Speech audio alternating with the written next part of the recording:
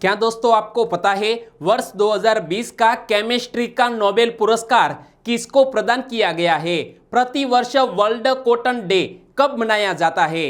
किसान रथ नामक एक मोबाइल एप्लीकेशन किस राज्य की सरकार ने लॉन्च की है? और वर्तमान में ब्रिक्स के अध्यक्ष कौन है? ऐसी ही 13 बड़ी खबरों को कवर करते हुए हमने आज का बोले तो 9 अक्टूबर का करंट अफेयर का वीडियो तैयार किया है। यह वीडियो लास्ट तक देखे। लास्ट में मैं आपसे एक क्वेश्चन पूछूंगा जिसका आंसर आपको नीचे कमेंट बॉक्स में देना है। और अभी तक आपने हमारी जीके 2020 चैनल को सब्सक्राइब नहीं किया है तो सब्सक्राइब कीजिए, बाजू में जो बेल आइकन है उसे भी प्रेस कर दीजिए क्योंकि आने वाले हर एक वीडियो की अपडेट आपको सबसे पहले मिले। चलिए स्टार्ट करते हैं पहले क्वेश्चन से। विश्व कपास दिवस कब मनाया गया? प्रति वर्ष वर्ल्ड कॉटन डे मनाया जाता है 7 अक्टूबर को, यानी कि इस क्वेश्चन का सही आंसर है 7 अक्टूबर वर्ल्ड कॉटन डे। लेकिन इस महत्वपूर्ण दिवस से जुड़े और भी क्वेश्चन बन सकते हैं कि विश्व कपास दिवस को मनाए जाने का उद्देश्य क्या है? कपास के फायदों के बारे में बताने के लिए यह वर्ल्ड कॉटन डे मनाया जाता है। और विश्व कपास दिवस को मनाए जाने की घोषणा कब और किसने की थी? 7 अक्टूबर 2019 को जेनेवा में विश्व व्यापार संगठन यानी कि वर्ल्ड ट्रेड ऑर्गेनाइजेशन के द्वारा यह वर्ल्ड कॉटन डे मनाने की घोषणा की गई थी। और यहां जिक्र किया गया है वर्ल्ड ट्रेड ऑर्गेनाइजेशन। और पहली बार दोस्तों कब मनाया गया? पिछले साल ही घोषणा कर दी गई है और वर्ल्ड ट्रेड ऑर्गेनाइजेशन के द्वारा यह महत्वपूर्ण दिवस मनाया जाता है। तो विश्व व्यापार संगठन जिसका हेडक्वार्टर कहां पर स्थित है? स्विट्जरलैंड के जिनेवा में। विश्व व्यापार संगठन की स्थापना कब हुई? 1 जनवरी 1995 को। और विश्व व्यापार संगठन के वर्तमान महानिदेशक कौन है? यहां आप इमेज में देख सकते हैं रॉबर्टो अजेवेडो। और यहां पर पढ़ सकते हैं रॉबर्टो अजेवेडो वो विश्व व्यापार संगठन के वर्तमान महानिदेशक है। और यहां हम बात करते हैं यह कॉटन की यानी कि कपास का उत्पादन समूचे विश्व में 75 देशों में किया जाता है और वार्षिक व्यापार लगभग 18 अरब डॉलर का है। और कपास की खेती में शामिल किसान कितने हैं? समूचे विश्व में तकरीबन 26 मिलियन जो कपास की खेती में शामिल किसान है। और कपास का सबसे बड़ा उत्पादक देश कौन सा है? हमारा ही पड़ोसी मुल्क चीन, जो कपास के मामले में विश्व का सबसे बड़ा उत्पादनकर्ता देश है। और चीन के बाद कपास के बड़े उत्पादक देश में भारत, अमेरिका, ब्राजील, पाकिस्तान और तुर्की है। तो दोस्तों इसी तरह हर क्वेश्चन से जुड़े इंपॉर्टेंट फैक्ट मैं आपके सामने रखता हूं।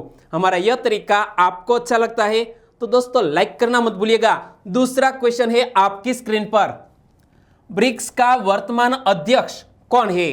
दोस्तों ब्रिक्स जो 5 देशों का समूह है, ब्राजील, रूस, India, China and South Africa, इन 5 देशों में से हमारे ब्रिक्स इस समूह के वर्तमान अध्यक्ष के रूप में है दोस्तों रूस। कौन? रूस। यानी कि इस क्वेश्चन का सही आंसर है ऑप्शन बी। और मैंने यह क्वेश्चन करंट अफेयर को लेकर सेट क्यों किया?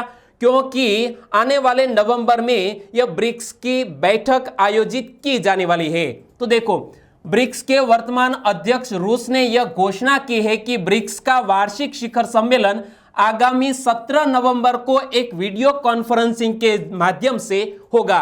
यानी कि एक आभासी शिखर सम्मेलन होने वाला है और जिसकी अध्यक्षता करेगा रूस, क्योंकि वो वर्तमान में अध्यक्ष के रूप में कार्यरत है। और ब्रिक्स में शामिल देश की बात करें तो जैसा मैंने बताया ब्राजील, रूस, भारत, चीन और दक्षिण अफ्रीका 5 देशों का समूह। और ब्रिक्स देशों का समूह दुनिया की कितनी आबादी का प्रतिनिधित्व करता है? दोस्तों हमारे विश्व की 3.6 बिलियन से भी अधिक आबादी का प्रतिनिधित्व यह 5 देशों का समूह करता है। और ब्रिक्स राष्ट्रों का संयुक्त सकल घरेलू उत्पाद 16.6 ट्रिलियन अमेरिकी डॉलर है। यानी कि 5 देशों की जीडीपी की बात करें तो यह संयुक्त जीडीपी 16.6%। और यहां ब्रिक्स की बात करें तो ब्रिक्स का यह सम्मेलन 2018 में कहां आयोजित किया गया था? साउथ अफ्रीका के जोहानिसबर्ग में। और 2019 का पिछले साल का यह ब्रिक्स शिखर सम्मेलन ब्राजील में आयोजित हुआ था। तो यह बात भी आप याद रख लीजिए। और ब्रिक्स शिखर सम्मेलन 2020 की थीम क्या रखी गई है, वो मोस्ट इंपोर्टेंट क्वेश्चन बनता है। ब्रिक्स की 2020 के इस शिखर सम्मेलन की थीम वैश्विक स्थिरता, साझा सुरक्षा और नवोन्मेष के लिए ब्रिक्स भागीदारी, जो 2020 की थीम है। और ब्रिक्स शिखर सम्मेलन 2020 ऐसे समय में हो रहा है जब भारत और चीन पूर्वी लद्दाख में सीमा गतिरोध में उलझे गए हैं। तो ऐसे समय में यह ब्रिक्स शिखर सम्मेलन में कुछ महत्वपूर्ण समझौता भी हो सकता है। हाल ही में वार्ता भी जारी है। तीसरा क्वेश्चन, साल 2020 का केमिस्ट्री का नोबेल पुरस्कार किसको दिया गया? दोस्तों, विश्व का सबसे प्रतिष्ठित पुरस्कार नोबेल पुरस्कार, जिसकी हाल ही में तीसरे दिन लगातार घोषणा की गई है, यह केमिस्ट्री के क्षेत्र में। और केमिस्ट्री का नोबेल पुरस्कार जीत लिया है एमिन्युएल चार्पियर और जेनिफर ए डोडना।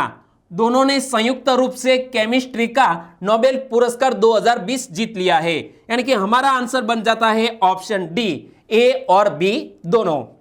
तो यहां आप इमेज में देख सकते हैं, और वो किस देश से बिलोंग करती है वो भी मैं आपको बताऊंगा। लेकिन किस खोज के लिए दोनों को यह पुरस्कार प्राप्त हुआ है वो भी हमें पता होना चाहिए।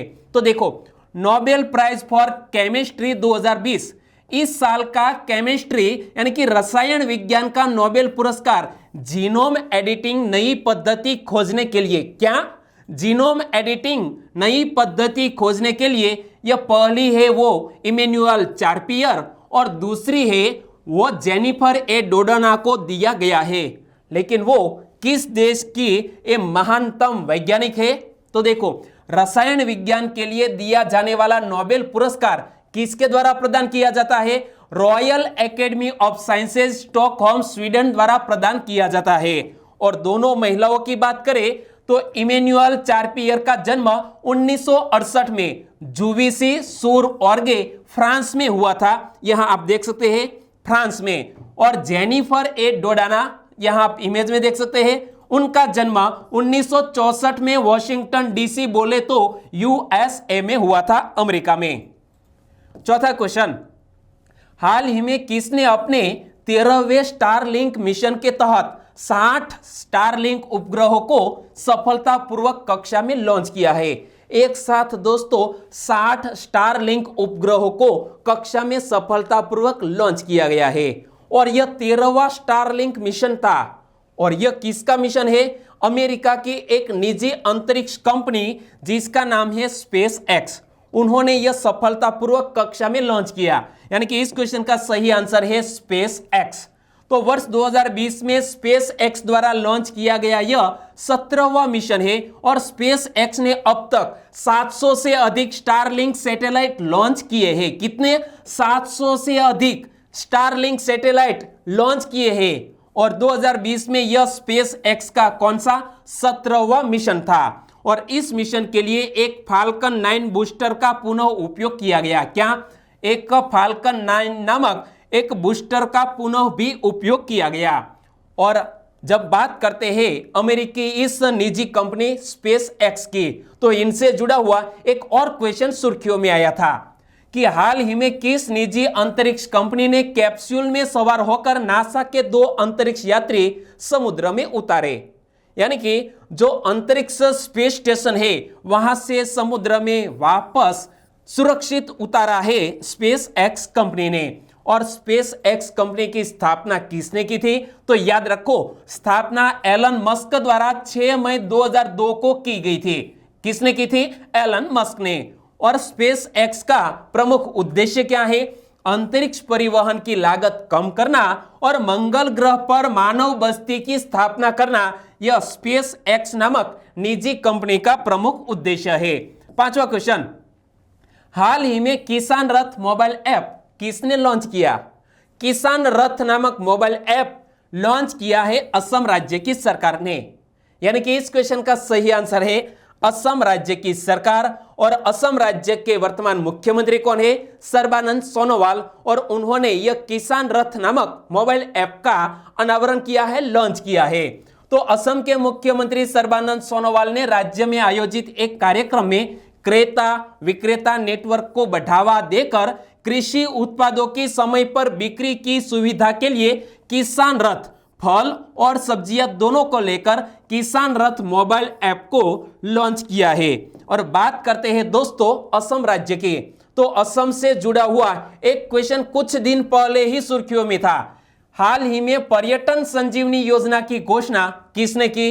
असम राज्य की सरकार ने। और पर्यटन जो कोविड-19 के चलते हाल ही में दोस्तों यह पर्यटन उद्योग है वो स्टॉप हो चुका है और इसीलिए फिर से पर्यटन उद्योग को गति प्रदान करने हेतु लोन दी जाएगी असम राज्य की सरकार के द्वारा। और असम की बात करें तो असम की कैपिटल का नाम है दिसपुर। असम की स्थापना कब हुई? 15 अगस्त 1947 को। और असम का राज्य गान क्या है? ओ मोर आपनोर देश। और असम का राज्य गान ओ मोर आपनोर देश किसने लिखा है? तो यहां आप इमेज में देख सकते हैं लक्ष्मीनाथ बेजबरोबा ने इस राज्य गान को लिखा है। और सबसे बड़ा जिला कौन सा है असम राज्य का? नौगांव। और इस राज्य की जीवन रेखा किस नदी को माना जाता है? ब्रह्मपुत्र नदी को। और ब्रह्मपुत्र नदी में स्थित विश्व का सबसे बड़ा नदी द्वीप है जिसका है माजुली द्वीप। क्या नाम है? माजुली। तो विश्व का सबसे बड़ा नदी द्वीप माजुली किस नदी में स्थित है? ब्रह्मपुत्र नदी में। तो यह फैक्ट भी आपको याद रखने हैं। छठा क्वेश्चन, विश्व डाक दिवस प्रति वर्ष कब मनाया जाता है? दोस्तों वर्ल्ड पोस्ट डे प्रति वर्ष मनाया जाता है 9 अक्टूबर को।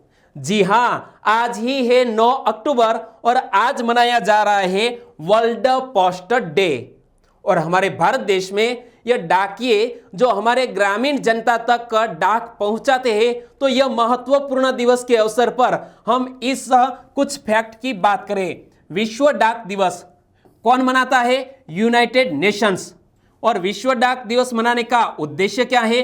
लोगों और व्यवसायों के रोजमर्रा के जीवन में डाक की भूमिका को बढ़ाना और वैश्विक सामाजिक और आर्थिक विकास में इसके योगदान के लिए जागरूकता लाना, यह दिवस मनाने के पीछे का पर्पज।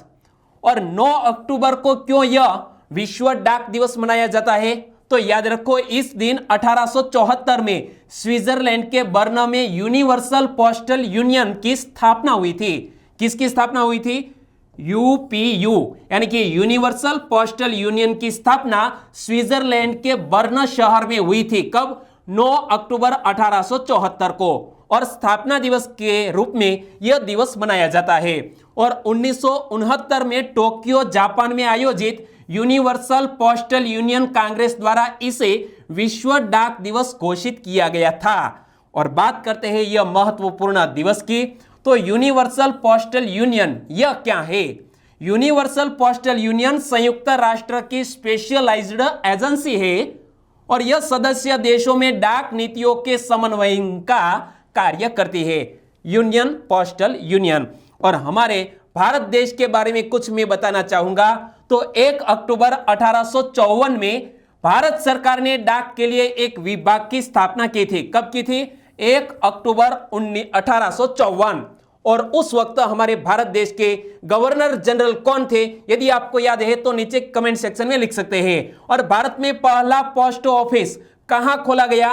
कोलकाता में। कब खोला गया था? 1774 में। और स्पीड पोस्ट भारत में कब शुरू हुआ? 1986 में। और मनी ऑर्डर सिस्टम कब शुरू हुआ भारत में? 1880 में। और पहला डाकघर जो भारतीय सीमा के बाहर है तो वह है दक्षिण गंगोत्री, बोले तो अंटार्कटिका में। और वो भारत के बाहर स्थापित पहला भारतीय सीमा का बाहर यह पहला डाकघर। कब? 1983 में। 7वां क्वेश्चन, अब तटीय गश्ती पोत विग्रह को किसके द्वारा निर्मित किया गया है? दोस्तों अब तटीय गश्ती पोत जिसका नाम है विग्रह, इसको निर्मित किया है लार्सन एंड टुब्रो कंपनी ने। यानी कि इस क्वेश्चन का सही आंसर है लार्सन एंड टुब्रो। और भारतीय तट रक्षक बल, इंग्लिश में कहे तो इंडियन कोस्ट गार्ड के 7वें अपतटीय गश्ती पोत विग्रह का औपचारिक रूप से कहां से इसे लॉन्चिंग किया गया है? तमिलनाडु में चेन्नई के कट्टुपल्ली बंदरगाह पर जलावतरण किया गया है। तो आपको यह बात भी याद रखनी है कि कट्टुपल्ली बंदरगाह किस राज्य में स्थित है, तो याद रखो तमिलनाडु में। कहां पर? चेन्नई के तट पर। और रक्षा मंत्रालय ने 2015 में लार्सन एंड टुब्रो कंपनी को 7 ऑफशोर पेट्रोलिंग वेसल यानी कि ओपीवी के निर्माण का अनुबंध किया था। और जहाज में 14 चालक दल और 102 अधीनस्थ अधिकारियों सहित 102 चालक दल होंगे और इसका जीवन काल 25 वर्ष से अधिक होने की भी संभावना है, जिसको हाल ही में लॉन्च किया गया है दोस्तों 6 अक्टूबर 2020 को। और भारतीय तट रक्षक की बात करें तो भारतीय तट रक्षक दल जिसका वर्तमान महानिदेशक कौन है, इमेज में देख सकते हैं, कृष्णा स्वामी नटराजन भारतीय तट रक्षक के वर्तमान महानिदेशक। और भारतीय तट रक्षक की स्थापना 18 अगस्त 1978 में हुई और इसका हेडक्वार्टर कहां पर स्थित है? हमारे रक्षा मंत्रालय नई दिल्ली में इसका हेडक्वार्टर स्थित है। और इसका मोटो क्या है? वयम रक्षामः। क्या है मोटो? वयम रक्षामः। 8वां क्वेश्चन, अमजद अली खां को किस घराने के शास्त्रीय संगीतकार माना जाता है? अमजद अली खां जिसको किस घराने का शास्त्रीय संगीतकार माना जाता है? दोस्तों हमारी इंडियन कल्चरल से जुड़ा बहुत से क्वेश्चन क्लास 1-2 के एग्जामिनेशन में पूछ लिए जाते हैं।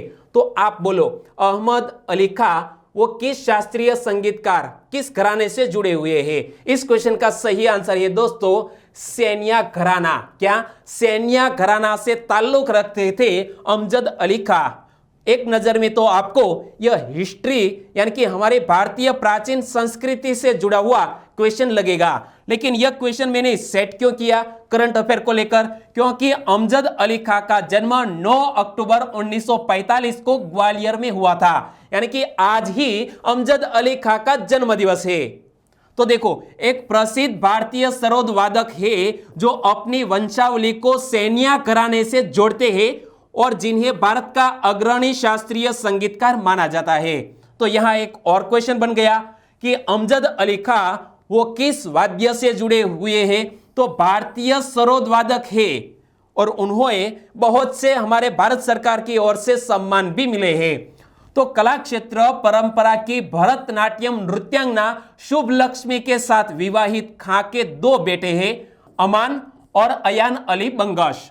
और इस घराने के संगीतज्ञों ने ही ईरान के लोकवाद्य रबाब को भारतीय संगीत के अनुकूल परिवर्धित करके सरोद नामक नामकरण किया है। यानी कि जो दोस्तों ईरान का एक लोकवाद्य था जिसका नाम था रबाब और इसको भारतीय संगीत के अनुरूप बनाकर इसको नाम दिया गया है सरोद। लेकिन यह काम किसने किया है? तो इसी घराने ने किया है। 9वां क्वेश्चन, भारत के सबसे तेज सुपर कंप्यूटर परम सिद्धि आर्टिफिशियल इंटेलिजेंस को कौन विकसित करेगा? दोस्तों हमारे भारत के लिए एक सबसे तेज सुपर कंप्यूटर जिसका नाम है परम सिद्ध आर्टिफिशियल इंटेलिजेंस जिसको विकसित करेगा सीडेक। इसलिए इस क्वेश्चन का सही आंसर है ऑप्शन डी। और सीडेक एनवीडिया के साथ मिलकर यह भारत का सबसे फास्ट सुपर कंप्यूटर निर्मित करेगा। और यहां पर पढ़िए super computing and artificial intelligence को जोड़कर यह सीडेक हाल ही में दोस्तों इस भारत का फास्टेस्ट सुपर कंप्यूटर लॉन्च करने जा रहा है जिसका नाम है परम सिद्ध एआई। तो यह पहल भारत को वैश्विक artificial intelligence super computing research और इनोवेशन के शीर्षक देशों के साथ लाकर खड़ा कर देगी। और इस पहल की अगुवाई सीडेक के वैज्ञानिक और कार्यक्रम निदेशक अभिषेक दास ने की है। किसने की है? अभिषेक दास ने इस सुपर कंप्यूटर की निर्मित करने में अगुवाई की है। परम सिद्ध आर्टिफिशियल इंटेलिजेंस सुपर कंप्यूटिंग की बात करें तो यह high performing computing artificial intelligence short में बोले तो HPC AI super computer 210 AI petaflops 6.5 petaflops peak DP से लेस एक मशीन है और जिसको निर्मित करने जा रहा है सीडेक। तो सीडेक के वर्तमान महानिदेशक कौन है? हेमंत दरबारी। और सीडेक की स्थापना 1988 में हुई और सीडेक का हेडक्वार्टर महाराष्ट्र के पुणे में स्थित है। 10वां क्वेश्चन, हाल ही में पुरातत्वविदों द्वारा एक एंग्लो सैक्सन योद्धा के अस्थि पिंजर को किस देश में खोजा गया? दोस्तों यहां आप इमेज में देख सकते हैं, यह है एंग्लो सैक्सन योद्धा और इसको हाल ही में खोजा गया है इंग्लैंड देश में। यानी कि इस क्वेश्चन का सही आंसर है ऑप्शन बी। और जब भी हमारे भारतीय प्राचीन संस्कृति, जिस तरह हमारी हड़प्पा संस्कृति है, इसको याद करते हुए करंट इश्यू को लेकर यह क्वेश्चन पूछ लिया जा सकता है। और यहां देख सकते हैं एंग्लो सैक्सन योद्धा, और एंग्लो सैक्सन योद्धा का अस्थि पिंजर को स्थानीय जनजातियों के उत्थान एवं पतन पर प्रकाश डालता है। एंग्लो सैक्सन एक सांस्कृतिक समूह था जो 5वीं शताब्दी में इंग्लैंड में निवास करता था, जिसका हाल ही में अस्थि पिंजर मिला है।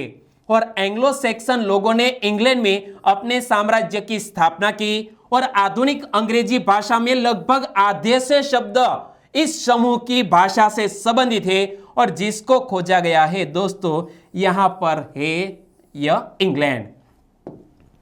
11वां क्वेश्चन, हाल ही में जस्टिस प्रफुल्ल कुमार मिश्रा किस राज्य के लोकायुक्त पद से सेवानिवृत्त हुए? इमेज में देख सकते हैं, नाम है जस्टिस प्रफुल्ल कुमार मिश्रा और वो गोवा राज्य के लोकायुक्त पद से सेवानिवृत्त हुए हैं। यानी कि इस क्वेश्चन का सही आंसर है ऑप्शन डी, गोवा राज्य। और हाल ही में जस्टिस प्रफुल्ल कुमार मिश्रा गोवा के लोकायुक्त पद से सेवानिवृत्त हुए तथा उन्होंने इस मौके पर लोकायुक्त की शक्तियों और उसके आदेशों के प्रति राज्य सरकार के व्यवहार के संदर्भ में कई गंभीर प्रश्न उठाए हैं और उन्होंने गोवा राज्य सरकार के बारे में बहुत कड़ी टिप्पणी भी की है। और दोस्तों नाम है जस्टिस प्रफुल्ल कुमार मिश्रा। और जब गोवा राज्य के लोकायुक्त पद से निवृत्त हुए हैं तो लोकपाल और लोकायुक्त अधिनियम 2013 के लागू होने से पहले ही कई राज्यों में लोकायुक्त की नियुक्ति की जा चुकी थी। तो आपको एक यह फैक्ट भी याद रखना है कि the Lokpal and Lokayukta act कब पारित हुआ था? 2013। और जब गोवा की बात करते हैं तो हमारी चैनल पर गोवा से जुड़ा हुआ एक यूनिक वीडियो अवेलेबल है। आपकी जरूरत से लिहाज से आप यह स्टेट वीडियो भी देख सकते हैं। गोवा, और गोवा की कैपिटल का नाम क्या है? पणजी। गोवा के वर्तमान राज्यपाल कौन है? हाल ही में दोस्तों बदल गए हैं। आपको याद है तो नीचे कमेंट सेक्शन में लिखना मत भूलिएगा। आगे बात करते हैं 12वें क्वेश्चन के। हाल ही में नजीब तारकई का निधन हो गया। वे किस देश के क्रिकेटर थे? यहां इमेज में देख सकते हैं। क्या इस पहनावे को देखकर आप पहचान सकते हैं कि नजीब तारकई किस देश के क्रिकेटर थे जिसका हाल ही में एक एक्सीडेंट में निधन हो गया है? याद रखो वो अफगानिस्तान देश के एक क्रिकेटर थे जिसका हाल ही में रोड एक्सीडेंट में निधन हो गया है। नजीब तारकई अफगानिस्तान देश के एक जाने माने क्रिकेटर।